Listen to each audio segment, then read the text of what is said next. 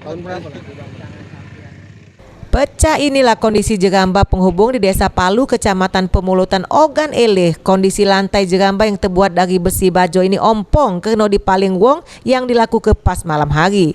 Jeramba ini dewek ngerupo ke jeramba penghubung antar desa. Dengan kondisi jeramba pecah ini tentunya cukup mengganggu pengguna jeramba, baik motor ataupun mobil sama pejalan kaki. Harus berhati-hati. Menurut warga, hilangnya besi jeramba ini sudah beberapa bulan terjadi. Warga dewek sudah melapor ke aparat desa setempat sampai ke Kecamatan Pemulutan sama Polsek Pemulutan. Tapi mak ini tersangka maling besi itu belum ditangkap. Kami pelat ini malam Jumat pas paginya kami tiba di lokasi ini pelat ada detik lagi.